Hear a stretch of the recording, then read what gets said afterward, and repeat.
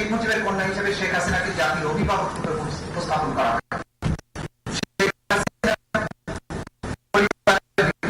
সদস্যদের নামে বাংলাদেশের দৃষ্টি আকর্ষণ করার পরেই আমি জাতীয় দিবস হিসেবে যে কোনো মাধ্যমে সেই পরিবারের জন্য অবমাননা বিবেচিত হতে পারে এমন বক্তব্য বা লেখা নিষিদ্ধ করেন এবং শাস্তি প্রদান ইত্যাদি মাধ্যমে বাংলাদেশের গণতান্ত্রিক শাসন ব্যবস্থার চরম অবমাননা করে এক ধরনের ব্যক্তি তথা পরিবার কেন্দ্রিক স্বৈর শাসন প্রতিষ্ঠার চেষ্টা করা হয়। এমনকি সংবিধান সংশোধন করে শেখ মুজিবুর রহমানের এবং প্রধানমন্ত্রী হিসেবে তার নিজের ছবি সরকারি সহ সকল প্রতিষ্ঠানে প্রদর্শনপূর্বক ঝুলিয়ে রাখতে সারা দেশে হাজার হাজার কোটি টাকা রাষ্ট্রীয় কোষাগার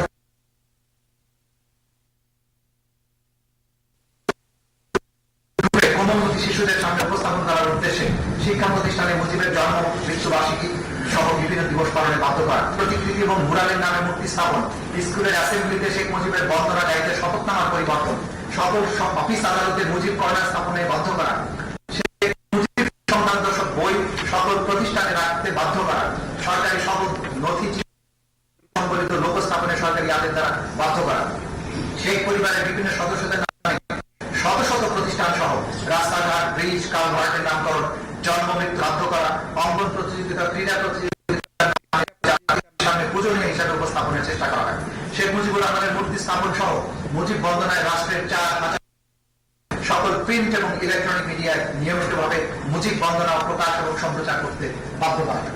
মানে আমি এখন ঘটনা প্রবাহের দিকে চলে যাচ্ছি। I will jump up to page 95। আমরা আমি এখানে ঘটনা প্রবাহ 9 থেকে সামনের দিকে 5 প্যারাগ্রাফ নাম্বার 3.9 3রা আগস্ট 2024 সারা দেশে বিক্ষোভ মিছিল এবং ছাত্র আন্দোলনের 9 দফা দাবির পক্ষে এবং সাধারণ মানুষের উপর পুলিশ এবং ছাত্রলীগের নৃশংস হামলা এবং হত্যার প্রতিবাদে প্রায় প্রতিটি জেলার শহরে বিক্ষোভের রাজপথ উত্তাল হয়ে ওঠে। কোটা সংস্কার আন্দোলনের এই পর্বে শুধু শিক্ষার্থী নয়, শিক্ষক, অভিভাবক, আইনজীবী, সাধারণ মানুষ একসঙ্গে রাজপথে নেমে আসে।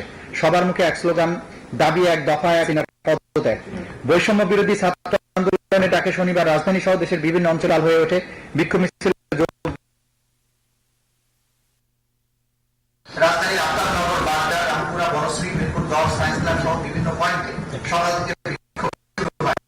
পরে অনেক এলাকা থেকে খন্ড খন্ড বিক্ষোভ মিছিল নিয়ে শহীদ মিনারে জড়ো হতে থাকে ছাত্রজনতার পাল্লামে। সেখানে এছাড়া গাজীপুর, চট্টগ্রাম, কুমিল্লা, সিলেট, নোয়াখালী, বরিশাল, বগুড়া, রাজশাহী, ফরিদপুরে বিক্ষোভে যোগ দেন হাজারো মানুষ। এর মধ্যে অনেক জায়গায় পুলিশ বিক্ষোভকারীদের উপর দফায় দফায় হামলা চালিয়েছে। এই ঘটনায় কমপক্ষে এক ব্যবসায়ী শহীদ এবং 28 জন গুলিবিদ্ধ সহ 2 শতাধিক মানুষ আহত হয়েছেন। গাজীপুরে শ্রীপুরে গুলিবিদ্ধ হয়ে এক ব্যবসায়ী শহীদ হন। সেখানে পুলিশের হামলায় কমপক্ষে 23 জন গুলিবিদ্ধ, শতাধিক লোক আহত হয়েছেন। কুমিল্লায় ছাত্রলীগ যুবলীগের হামলায় 5 শিক্ষার্থী গুলিবিদ্ধ, আহত হয়েছে। আন্দোলনকারী শিক্ষার্থীরা বেলা 11টার দিকে বিক্ষোভ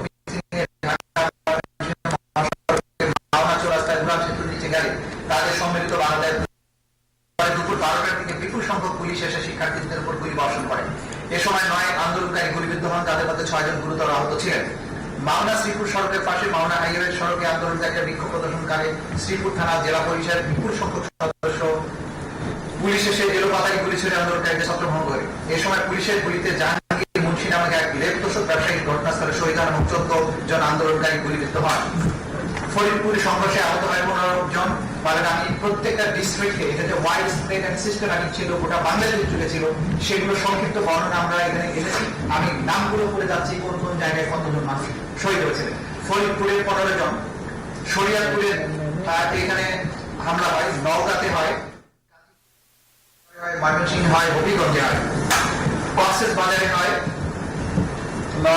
মাওলানা ভাসানী বিজ্ঞান প্রযুক্তি বিশ্ববিদ্যালয়ের শিক্ষার্থীরা অংশ নেয়, কুমিল্লাতে হয়, সিলেটের কোম্পানিগঞ্জ, বগুড়ায় বিক্ষোভকারীদের পুলিশ ছত্রভঙ্গ করতে কাঁদানো গ্যাসের শেল, সাউন্ড গ্রেনেড ও রাবার বুলেট ছড়িয়ে 6 জন গুলিবিদ্ধ হয় গতকাল বিকেল 4টার দিকে। মানে ওই দিন তার আগের দিন শহরের 7 মাথা থেকে মিছিল নিয়ে শহর প্রদক্ষিণের সময় ঘটনা ঘটে। ওই দিনই সেনাপ্রধান তার অধীনস্থ অফিসারদের নিয়ে একটি গুরুত্বপূর্ণ বৈঠকে বসেন এবং সেখানে জুলাই বিপ্লবে আন্দোলনকারীদের উপরে গুলি ছোড়ার বিষয়ে সেনাবাহিনীর অফিসাররা অনাগ্রহ প্রকাশ করলে সেনাপ্রধান রক্তপাত না ঘটানোর সিদ্ধান্ত গ্রহণ করেন। তৎকালীন প্রধানমন্ত্রী আগামী এইটা মানে 4 তারিখে আমরা বর্ণনা 3 তারিখে বর্ণনা দিচ্ছি। তৎকালীন প্রধানমন্ত্রী আসামি শেখ হাসিনা, তৎকালীন স্বরাষ্ট্রমন্ত্রী আসাদুজ্জামান খান কামাল, তৎকালীন আইজিপি আব্দুল্লাহ মামুন, উল্লেখিত অপরাধ সংগঠনের উস্কানি, প্ররোচনা, উৎসাহ, সর্বোপরি তাদের অধস্তনদের নির্দেশ মানবতা বিরোধী অপরাধ সংগঠন করেছে। ঘটনা 10, ইতিহাসের জঘন্যতম হত্যাকাণ্ড। সকাল 10টা থেকেই শাহবাগে শেখ মুজিব বিশ্ববিদ্যালয় হাসপাতালের সামনে ছাত্রলীগ, আওয়ামী লীগ এবং নেতাকর্মীরা জড়ো হতে সশস্ত্র অবস্থানে থাকে। তারা রিভলভার, পিস্তল, রড, রামদা, বিভিন্ন ধরনের দেশীয় অস্ত্র শস্ত্র নিয়ে অবস্থান নেয়। আন্দোলনকারীরা শাহবাগে পৌঁছালে ছাত্রলীগ নেতাকর্মীরা তাদের চাপার জন্য হাসপাতালের ভেতরে আগুন লাগিয়ে দেয় সন্ত্রাসীরা। একই সময় বাংলা মোটর, আজিমপুর, খিলগাঁও, মোহাম্মদপুর, উত্তর আটিকাটুলি, যাত্রাবাড়ি, ফার্মগেট, কারওয়ান বাজার, মিরপুর 10, শাহবাগ এলাকায় সংঘর্ষ ছড়িয়ে পড়ে। হামলা, গুলি, গ্রেনেড এবং লাশ। বাংলা মোটরে আওয়ামী লীগ ছড়ে আন্দোলনকারীদের ছত্রভঙ্গ করে দেয়। আজিমপুরে হাসিবুর রহমান মালিকের নেতৃত্বে আওয়ামী লীগ নেতাকর্মীরা শিক্ষার্থীদের উপর নৃশংস হামলা চালায়। উত্তরা শিক্ষার্থী হাসপাতালে ভর্তি হন। মোহাম্মদপুর বাস স্ট্যান্ডে আওয়ামী লীগ কর্মীরা লাঠি এবং দেশীয় অস্ত্র নিয়ে জড়ো হয়ে পুলিশকে সহযোগিতা করে নিরস্ত্র শিক্ষার্থীদের উপর হামলা চালায়। খিলগাঁওয়ের গলিতে গলিতে ছাত্রলীগ, পুলিশ এবং সরকার সমর্থিত সন্ত্রাসীরা একত্র হয়ে আন্দোলনকারীদের উপর নির্বিচার হামলা চালায়। সকাল 10টার পরে ধানমন্ডি 2 নম্বর সিটি কলেজ, সায়েন্স ল্যাব এলাকায় জড়ো হতে থাকে ইউল্যাব, স্ট্যাম্পফোর্ড, ঢাকা কলেজ, ইডেন মহিলা college, Dhanmondi ideal college, Dhaka city college, বীরশ্রেষ্ঠ মুন্সি আব্দুল কলেজ, বীরশ্রেষ্ঠ নূর মোহাম্মদ কলেজ সহ আশেপাশের বিভিন্ন সরকারি বেসরকারি শিক্ষা প্রতিষ্ঠানের শিক্ষার্থীরা পুলিশ, ছাত্রলীগ, যুবলীগ এবং আওয়ামী লীগের সমর্থিত যুদ্ধক্ষেত্রে পরিণত হয় রাজধানীর মিরপুর 10 এলাকা। পুলিশ এবং আওয়ামী লীগ নেতাকর্মীদের পাটকেল নিক্ষেপ একজনের মৃত্যু হয়। সিলেট, রংপুর, পাবনা, কিশোরগঞ্জ, মুন্সিগঞ্জ, সিরাজগঞ্জ, পাঁচের বাজার, বরিশাল, বগুড়া, শেরপুর, ভোলা, জয়পুরা, সাভার, হবিগঞ্জ সহ মোট 19 জেলায় সহিংসতায় শহীদ হন অন্তত 91 জন। বেশিরভাগই শিক্ষার্থী, নিরস্ত্র আন্দোলনকারী। শহীদদের মধ্যে বহুজন সরকারি বাহিনীর গুলিতে প্রাণ হারান। সরকারের কঠোর দমন পীড়নের পদক্ষেপ হিসাবে বিকাল 6টা থেকে অনির্দিষ্টকালের জন্য কারফিউ জারি করা হয়। সারাদিন আহত শহীদদের বহন করে ঢাকা মেডিকেল কলেজের আন্দোলনকারী শহীদ মিনার থেকে শাহবাগ থেকে মিছিলে গিয়ে চিৎকার করতে থাকেন আমার ভাই মৌলিকুনি আছে।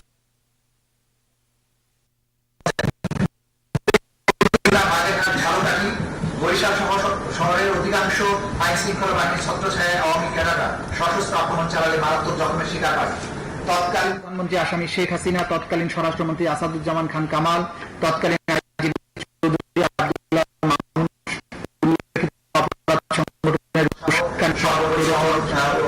অধস্তনদের নির্দেশ প্রদানের মাধ্যমে উপরোক্ত মানবতা বিরোধী অপরাধ 5ই আগস্ট 2024 মার্চ টু ঢাকা স্বাধীন বাংলাদেশের ইতিহাসে এক অবিস্মরণীয় দিন। ফ্যাসিস্ট শেখ হাসিনার দানবীয় শাসন ব্যবস্থা ও দাম্ভিকতার পতন। 2024 সালের 5ই আগস্ট বাংলাদেশের ইতিহাসে এক বিভীষিকাময় দিন হিসেবে চিহ্নিত হয়ে আছে।